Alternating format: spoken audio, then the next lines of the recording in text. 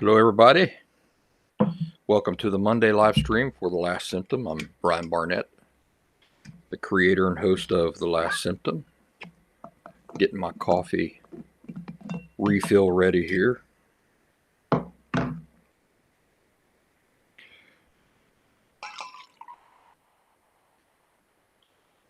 trying something new this year. It used to be when I'd get up in the morning, I just used like a Keurig to brew myself a cup of coffee. And then throughout the day, if I wanted another cup of coffee, I'd just use the Keurig to do that. What I'm trying to do different this time around, we'll see how it goes, is I just brew a whole pot of coffee at the very beginning. And then I put it in this thermos here. And that way I make coffee one time during the day. That's it. Then I've got coffee the rest of the day. Cheers. And it stays hot. Hello, Aunt Ann. Hello, Carrie. How y'all doing today? Good to see yous.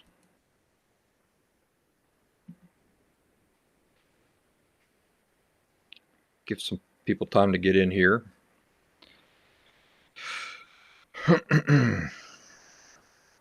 Let's see. What did I say we were going to talk about?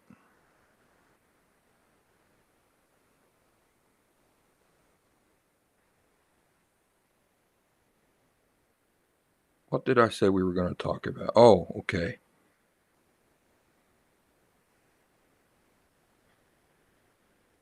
We were going to talk about what everybody else is doing wrong. Carrie's doing good. That's good news. How is 2025 treating y'all? Have you guys had trouble remembering to write 25 rather than 24 on your papers and stuff like that? We don't write as often as we used to, like physically write.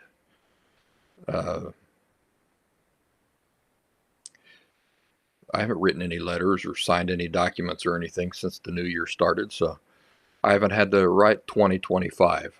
But I remember when I was in school and stuff like that, how tough it could be to remember to write the new year rather than the old year. How's that going for you guys?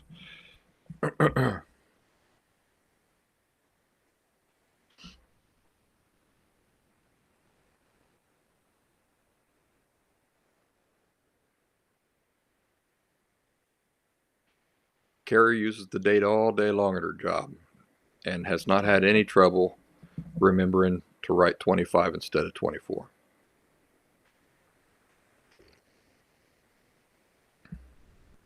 Well, got good news. The Last Symptom Fundamentals course is now hosted directly on thelastsymptom.com. I don't have to use an outside service for it. It's home where it belongs on thelastsymptom.com. And now, if you enroll in the Last Symptom Fundamentals course, there's no time limit. You get it indefinitely. Anne has caught herself a few times. Yeah, I was just remembering. So when I moved the Last Symptom Fundamentals course from this other website, this external website, and brought it home to thelastsymptom.com, there were several people who were still in that 7-month window of enrollment. So what I had to do was I had to reach out to them and offer them the course at no extra cost on the website. And so that I was using dates there, and I had to keep going back and making sure that I had typed in 25 rather than 24. Carrie asks how the book is coming along. The book's coming along good. I've been very tempted a couple of times now to post the first chapter on our locals group for supporters. I've come really close to doing that. And I may still do that, but I want the book to be closer to being finished before I do that. But I'm excited about it. So excited that I'm kind of chomping at the bit to get it in front of you guys and let you have it, let you see it. So the only thing that's keeping me from going ahead and publishing the first chapter on locals is the fear that if I do that, then I might lose enthusiasm for finishing the book. So I don't want that to happen. Do I have any beta readers? I don't. But are you volunteering? Carrie asks if there's going to be an audiobook. If I have my way about it, there will be an audiobook. And so what I would like to do is once the book is finished, I still haven't decided whether I'm going to go ahead and release it and then release the audio version later, or if I'm going to go ahead and do the whole, read the whole thing, record it, get that uploaded and ready as an audiobook before I release the book itself. You guys have any preferences there? What do you think I should do? Should I go ahead and release the book when it's ready so that people who want to read it can read it? Or should I wait and release the book together with the audiobook?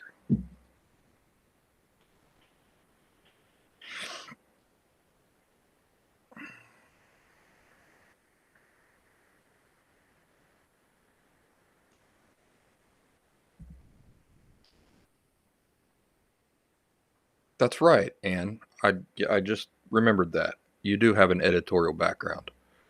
Well, I'll keep that in mind. Do I have your number, Anne? Let me see here. Because what I'd do is I'd text you. But let me see.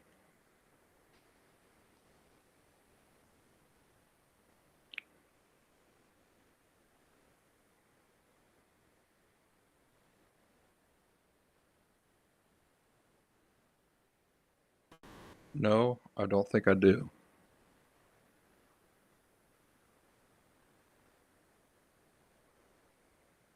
Carrie prefers audiobooks. That's pretty much the only way I read nowadays. Well, I do a lot of reading on my device, and I read every night. I read all day long. In fact, before you guys see me come onto these live streams, I'm reading, and I read all day long when I'm not working. And then every night when I go to sleep, I listen to an audiobook to go to sleep. And if I'm driving, I like to listen to audiobooks. Yeah, I don't have your number. I would text you. That's how I reach out to most people nowadays. You can email it to me if you'd like. The email I'm using now is thelastsymptom@gmail.com. So my email has changed with the new year. And the reason for that is because the email I've been using for the past couple of years, I set that up through my website service. And it's very complex to get in there and set those sorts of things up. But I went ahead and did it myself. And what happened is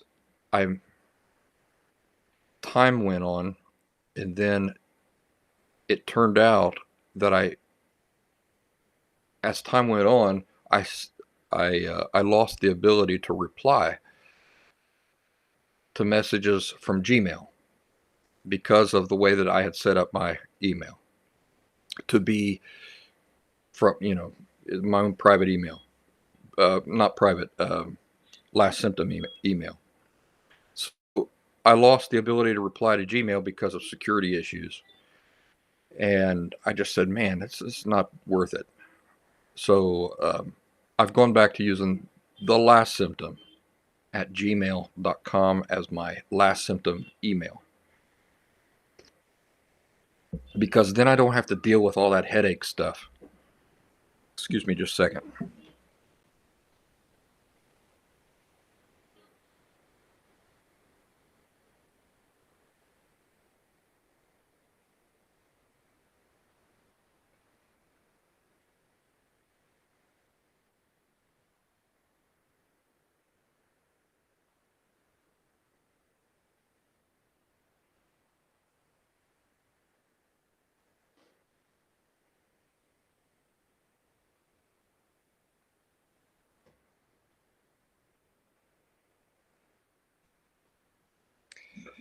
All right. Yeah, so there's a lot of things I'm trying to simplify this year. That fundamentals course being on the website, that's something that my web provider just has not offered until now. So I'd love to have that taken care of. Email, clearing that out, new logo. There's a lot of beginning of the year, fresh new sheet of paper type things that I'm doing. And of course, working on the book. So what I wanted to talk about today is I posted a meme. Today is Unhealthy Meme Monday. That's something you guys watching later on will, who will be watching this later on, just have you know that on the Last Symptom community, on locals, one thing that we do is we do Unhealthy Meme Monday. And we find these unhealthy memes that we've come across through the week on the internet, and we share them. They present themselves as being very intelligent and healthy, and usually deals with emotional health and stuff, but the memes end up revealing such an unhealthy attitude or an unhealthy form of thinking that they can be analyzed and be learned from. So that's what we do on our locals community on Mondays. So I had posted this meme that I'll tell you about right now, if I can get there on our group. All right. So here's the Unhealthy Meme Monday for today. And this is an actual person that I know. She writes, "I just no longer have the energy to tell people what they did wrong. You do you, be blessed, have a great life."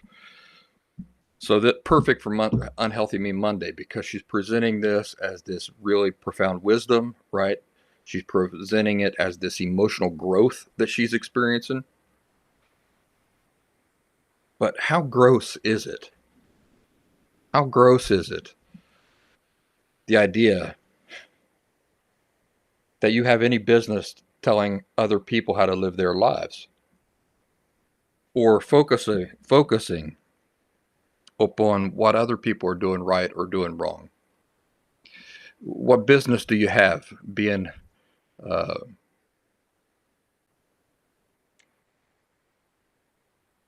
the judge of such things, or the hall monitor of such things? You know, it's when a person is busy looking out, judging whether other people are doing things wrong or right or not, what are they missing? So if I'm worried about whether you're living right or not, whether you're doing things right or not, what am I not paying attention to? I'm not paying attention to whether I'm living right or not. And so it's a recurrent theme with unhealthy people, where they think they have a right to tell you how you should be living better, what you're doing wrong, what you should be doing better. And typically these are the most unhealthy people in the entire world, the ones giving out this unsolicited advice. Let me tell you something about this woman. You've heard me talk about her before. She's a woman that I had a brief fling with in New England. She's been writing things like that, I ain't kidding you, for the past 13 years. Is that how long ago it was? When I was, yeah, it was about 13 years ago. Boy, time flies. Anywho, um, every year, every month, about every week, she's writing stuff like this, but never works on herself. She's always talking about growth, talking about changes in her life, talking about changes in her attitudes and thinking. But it's just talk. She's not living differently. She's not doing anything differently. She hasn't worked to understand why a person would do things differently. So many people just think that if a thing just appeals to you, then that's enough. And that's really why I hate these motivational memes. I hope that when you folks look at the last symptom memes, that you see real value there. Nutritional. I've been using that word a lot lately. Nutrient rich or nutritional. You know, if you, I'll tell you a story. This is a true story. There was a friend of my family, and I remember when I was a little kid hearing him tell a story to my dad about how he was so poor in his late teens or early 20s, back, when he had first gone out into the world on his own. He was so poor he couldn't afford to eat out, or could barely afford groceries. What he would do broke my heart. And I mean, I was a little kid when I heard this story. So when all his friends would be going out to a restaurant or something, he might have enough for like order a glass of pop or something, maybe an appetizer, something like that. But he'd be so hungry and couldn't afford to buy anything else there.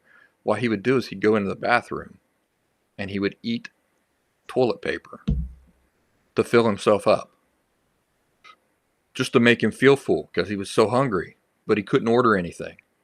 And he was embarrassed to be out in a social situation like that. Why do I bring this up? Because toilet paper can fill you up, can it? It can make you feel full, but it's completely devoid of nutrients. It doesn't provide your body with anything that it needs. It just makes you feel full. It doesn't actually provide you with energy or anything, or sustenance. So that's what I think of when I see most of the memes on the internet. They're completely devoid of nutrients, meaning that there are an awful lot of people out there getting their emotional sustenance with toilet paper so that they feel full. They read the meme, they feel good about it, it appeals to them, it's a nice thought, so they feel full, but there's no nutrients there. There's no substance. And so they go off, and what happens? What happens is that as soon as you scroll on to the next thing, you've forgotten the meme you just read that you thought was so great. Well, I hope that the last symptom memes, that you see greater value in them. I write them with a lot of thought in mind, so that it's not just empty feel-good words, but that it actually offers an insight that a person can carry around during the day and build on, or live their life by, or try to do something different by. So, you know, um, I don't know how we got on that subject, but don't be sneaking off into the bathroom and eating toilet paper when you've got the last symptom memes out there that actually have nutrients in them, substance. And did you send me an email? Can I check it now? And I'll tell you what. Um,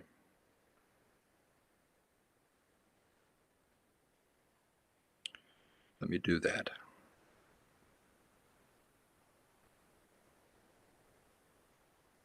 There it is. I got it. Ann.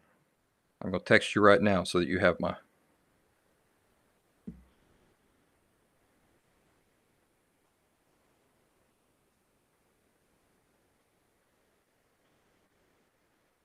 There you go. I just sent you a text message. Of course, because I'm announcing this on a live stream, anybody could have emailed me. Anybody could have emailed me and said, "Hi, I'm Ann. Here's my number." Oh, all right. So anyway, the whole conversation started with this girl fling that I had back in New England, and poor thing. I mean, she just never changes.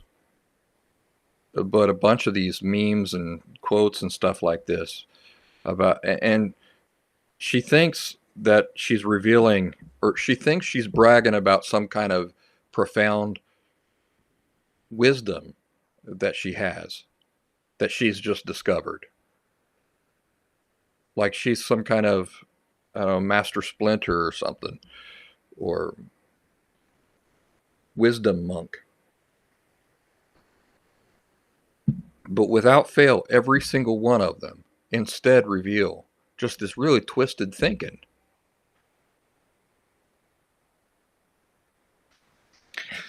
So we got 10 minutes before we close down to supporters only on locals. What's on your guys' minds? What's everybody thinking about? What are you guys working on? How are you feeling? And are there any good reminders that we could cover today? Well, I'll give you an example. So as long as we're talking about memes, here's the meme that I posted today for the last symptom. Compare it to the one we just finished reading from this woman. The woman, her meme says, "I just no longer have the energy to tell people what they did wrong." You don't have the energy for it. You don't have the energy for it. So if you had the energy for it, you'd still be doing it? Why did you ever think that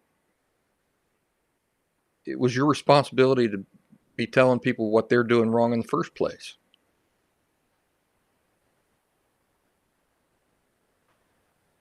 Why are you worrying about what they're doing? Don't you have enough on your plate? I mean, I know what life is like. I got my hands full just trying to live my own life. Figure life out. Figure myself out. Learn about myself. There are still things I'm learning to do better. What time do I have to be looking across at my neighbor and taking on his load too? Why would I do that? Why would I want to do that? I'll tell you why I would want to do that. Because I would do that if I didn't want to address my own issues.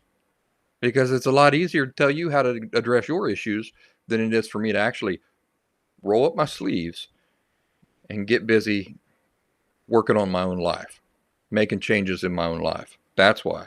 So her meme is just so twisted. Now here's the last symptom meme that I posted today. Virtue signaling. Carrie, you're absolutely right. That's exactly what it is.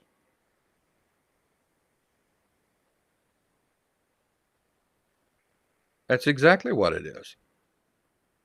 It's absolutely a virtue signal. Look how smart I am. Look how wise I am. You guys go off and do your foolishness. I don't have the energy anymore to tell you how to live better. So here's the last symptom meme that I posted today. And let's see if this one is more than just toilet paper. In other words, is it more than just something that fills you up but has no nutrients? It's this one here. It says, "Nobody can make me angry. Only I can take things, bring them inside of myself, and use them to make my own self angry." See, that is something that you can really sit and think about. Well, what's he talking about? What does he mean? Only I can take things inside, put them inside of myself, and use them to make my own self angry. What does he mean? Nobody can make me angry. It gives you something to think about, have aha moments about, and build upon. And then as you go about your day and you're at the store or something and you start to get angry, and your way of thinking is, this woman in front of me in line is making me angry. Well, then that's an opportunity for you to remember the meme and say, wait a second. Barnett says that the reality of what's happening here is that she's not making me mad. I'm taking it and I'm using it to make my own self mad. See, there's a lot of nutrients in that. Because once you realize that, every time you get mad, if you remind yourself, I'm doing this to myself, rather than this person's doing it to me, then you're powerful. See, the beauty of knowing the reality of what's going on there is that it makes you super powerful. It doesn't make you a victim. It makes you the person in control. I'm not somebody standing here having something happen to me. I'm somebody standing here doing something to my own self that's making me feel this way. Well, that means I'm in control.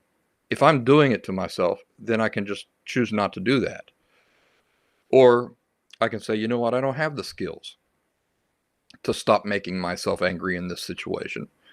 So what's the next best thing? Next best thing is for me to get away from this situation, because I haven't developed the skills yet to be able to manage myself given this situation. So whatever the case is, that one meme gives you a lot of power and insight and stuff that you can take off, go off and work on.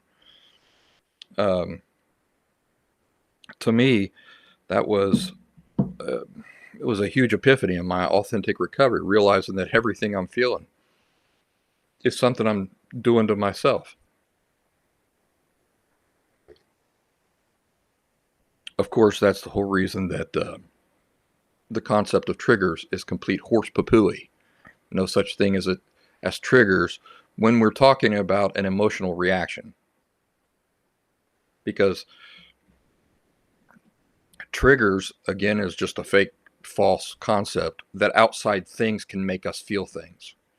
Something outside of me has control of my feelings and can ignite them, can diminish them, can make me feel one thing or make me feel another thing.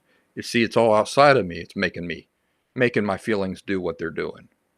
That's the whole the baloney triggers teaching. A complete baloney. Once I realized, no, if I feel something, it's because of my own thinking. It's the way I'm choosing to think about the thing. It's what I'm taking, observing, hearing, smelling, tasting, whatever. I'm taking it. And then whatever I'm doing with it mentally inside of myself, that's what's creating those feelings of anger. You remember Will Smith jumping up at the Oscars and slapping the snot out of some comedian? That's what Will Smith did. Same joke, same situation. Very few people would have jumped up and did what he did. Why did he jump up and do what he did? Why, when it came to Will Smith, he jumped up and did what he did? Because he took it, chewed over it, used it to offend himself, used it to make himself angry, and then convinced himself that the best way of handling him being angry is to do, well, so Ann asks a good question. How about in the context of PTSD? Now remember, what I just said is, there's no such thing as triggers when it comes to emotional responses. I identify PTSD as more of a neurological response rather than an emotional response. I've watched videos. I've had people in my family with PTSD. When we're talking about true PTSD, this is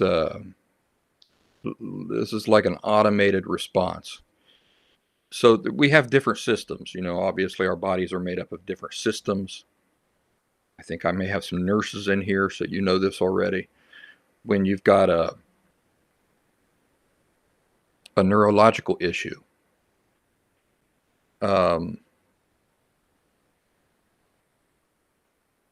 physical therapy is not going to fix a neurological issue. Let me think of a better example. Let's use a car as an example. It works the same way. It's just that I'm more familiar with cars. So when I was a kid, I was working on my car. I had a problem with my car, and I took it to a friend of mine. I said, "Can you help me figure out what's wrong with the car?" He says, "Yeah, we've got to figure out whether it's a mechanical issue,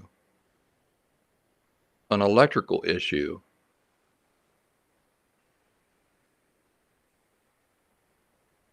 weren't a whole lot of computers in cars back then." We're going to go to supporters only on locals, folks. So if you want to hear the rest of this discussion, the more controversial things we'll be talking about, be sure to join us on locals and hear the rest of the conversation.